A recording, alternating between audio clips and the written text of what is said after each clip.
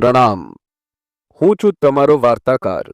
દોસ્તો, આજે આપણે એક એવી રહસ્યમય કથાના પડદા ઉઠાવવાના છીએ જેણે હજારો વર્ષો પહેલા આખી દ્વારિકા નગરીને હચમચાવી દીધી હતી. આ કથાના કેન્દ્રમાં છે એક ચમત્કારી શ્યામંતક મણિ, એક એવો મણિ જેણે એક તરફ દ્વારિકાને સોનાથી ભરી દીધી તો બીજી તરફ લાવી મૂક્યો કલંકનો કાળો દાગ. આ મણિની લાલચ એટલી હદ સુધી વધી ગઈ કે દ્વારિકાના રાજા ભગવાન શ્રી કૃષ્ણ ઉપર જ હત્યા અને ચોરીનો ગંભીર આરોપ લાગ્યો. અને સૌથી મોટો વળાંક તો ત્યારે આવ્યો જ્યારે આ મણિ માટે ભગવાન શ્રી કૃષ્ણએ પોતાના જ ભક્ત સાથે યુદ્ધ કર્યું. તો સવાલ એ છે, આ શ્યામંતક મણિ શ્રાપ હતો કે આશીર્વાદ? તો તૈયાર થઈ જાઓ શ્યામંતક મણિની આ અદ્ભુત લીલાને સાંભળવા માટે.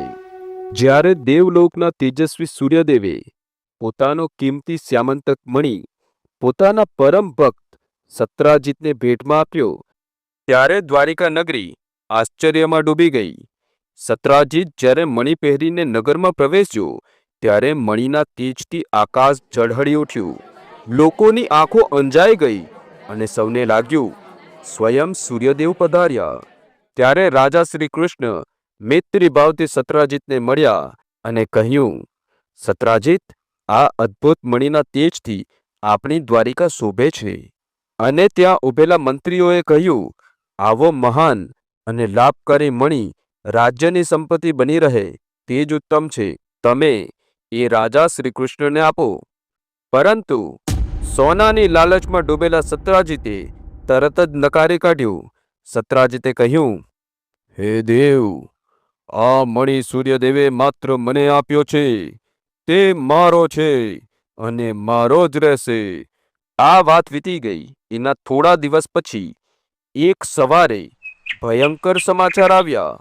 સત્રાજીતનો ભાઈ પ્રસેના, જે શ્યામંતક મણિ પહેરીને શિકાર કરવા ગયો હતો, તે જંગલમાં ગુમ થઈ ગયો.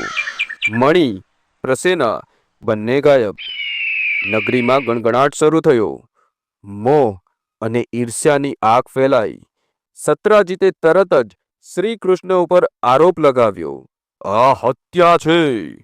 મારા ભાઈને મારી નાખીને દ્વારિકાના રાજાએ જ મણિની ચોરી કરી છે. એમને રાજ્ય માટે મણિ જોઈતો હતો. જુઓ કેવા નીચ કામ કર્યા. સમગ્ર દ્વારિકામાં અશાંતિ ફેલાઈ. શું એક મણિ માટે રાજા આવું કરે? કૃષ્ણ ઉપર લાગેલા આ આરોપે બધાને હચમચાવી દીધા. કૃષ્ણનું મન શાંત હતું, પણ સત્ય સ્થાપિત કરવું જરૂરી હતું. શ્રી કૃષ્ણએ કહ્યું, હું હવે આ મણિ અને પ્રસેનાના રહસ્યનો પર્દાફાશ કરીશ. શ્રી કૃષ્ણએ જંગલમાં જઈને શોધખોળ શરૂ કરી. જલ્દી જ રસ્તામાં પ્રસેનાનો મૃતદેહ અને સિંહના પંજાના નિશાન મળ્યા. કૃષ્ણે અનુમાન લગાવ્યું, સિંહે પ્રસેનાને મારી નાખ્યો છે. થોડે દૂર જતા એક ગુફાના મુખ પર એક મહાકાય સિંહનો મૃતદેહ મળ્યો. સિંહે પ્રસેનાને માર્યો. અને સિંહને કોણે માર્યો? તે હતા ત્રેતાયુગના મહાન વીર રામજીના પરમ ભક્ત જામવંત.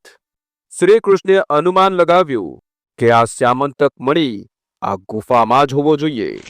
શ્રી કૃષ્ણ જામવંતની ગુફામાં પ્રવેશ્યા, જ્યાં જામવંતનો બાળક શ્યામંતક મણિ સાથે રમી રહ્યો હતો. જામવંતે પોતાના બાળકનો ખજાનો લૂંટવા આવેલો સમજીને શ્રી કૃષ્ણ ઉપર હુમલો કર્યો. ત્યારે શરૂ થયું ભીષણ યુદ્ધ. આ યુદ્ધ ચાલ્યું અવિરત 28 દિવસ. ગુફા બહાર ઉભેલા સૈનિકો ચિંતામાં ડૂબી ગયા. આખરે દ્વારિકાના નાથ કૃષ્ણને શું થયું? આખું દ્વારિકા શોકમાં ડૂબી ગયું. સૌએ ધાર્યું રાજા હવે ક્યારેય પાછા નહીં ફરે. 28 દિવસના સતત યુદ્ધ પછી જામવંત સંપૂર્ણપણે થાકી ગયા હતા. તેમના શરીરમાં હવે એટલી શક્તિ બચી ન હતી. તેમના હૃદયમાં એક આઘાતજનક વિચાર આવ્યો, આખા વિશ્વમાં મને હરાવી શકે તેવા તો માત્ર એક જ છે, મારા પ્રભુ શ્રી રામ. તો આ કોણ છે? તે જ ક્ષણે શ્રી કૃષ્ણ ભગવાને શ્રી રામનું રૂપ લીધું અને જામવંતને તેમના પ્રભુ શ્રી રામના દર્શન થયા. જામવંત ધ્રુજી ઉઠ્યા. તેમના આંસુ રોકાયા નહીં કે તરત જ કૃષ્ણના ચરણોમાં ઢળી પડ્યા અને ભાવુક થઈને કહ્યું, હે પ્રભુ, ક્ષમા કરો. મેં અજાણતા મારા સ્વામી સાથે યુદ્ધ કર્યું. આ મણી તો તુચ્છ છે. મારા જીવનના માલિક, આ મણી લો અને મારી સદ્ગુણી અને ભક્તિમય પુત્રીને પણ તમે સ્વીકાર કરો. તમે જ અમારા સર્વસ્વ છો. કૃષ્ણએ જામવંતને આલિંગન આપ્યું, તેમનો મણી લીધો અને જામવંતીને પત્ની તરીકે સ્વીકારી દ્વારિકા પાછા ફર્યા. જ્યારે શ્રી કૃષ્ણ ગુફામાંથી જામવંતી અને શ્યામંતક મણી સાથે પાછા ફર્યા, ત્યારે શોકમાં ડૂબેલી દ્વારિકા નગરીમાં ઉત્સવનો માહોલ છવાઈ ગયો. કૃષ્ણએ સભામાં સંપૂર્ણ સત્ય જાહેર કર્યું. પ્રસેના સિંહ દ્વારા માર્યો ગયો, સિંહ જામવંત દ્વારા માર્યો ગયો અને કેવી રીતે પોતે સત્યની સ્થાપના કરવા માટે જામવંત સાથે યુદ્ધ કર્યું. કૃષ્ણએ સત્રાજીતને બોલાવીને મણી પાછો આપ્યો. શ્રી કૃષ્ણએ કહ્યું, સત્રાજીત, આ તમારો મણી. મેં વચન આપ્યું હતું કે સત્યને બહાર લાવીશ. સત્રાજીત શરમથી પાણી થઈ ગયો. તેની આંખોમાં આંસુ હતા. તેને પોતાની શંકાઓ અને આરોપો પર પસ્તાવો થતો હતો. તેણે કૃષ્ણના ચરણમાં પડીને આક્રંદ કર્યું, હે પ્રભુ, મને માફ કરજો. મેં તમારા પર ચોરી અને હત્યાનો આરોપ લગાવ્યો.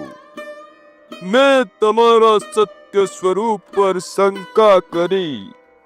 આ મણી હવે મારા માટે શ્રાપ સમાન છે. તે મને નથી જોઈતો. તમે મારી પુત્રી સત્યભામાનો સ્વીકાર કરો. એની સાથે લગ્ન કરી અને મારા પાપને પાવન કરો. આમ કૃષ્ણએ સત્ય સ્થાપિત કર્યું અને સત્યભામાને પત્ની તરીકે સ્વીકાર્યા. એક મણીની લાલચમાંથી શરૂ થયેલી ઘટનાનું સમાપન બે મહાન વિવાહમાં થયું. શ્રી કૃષ્ણ પર આરોપ લાગ્યો તો શું થયું? તેમને સત્યની સ્થાપના કરવાની તક મળી.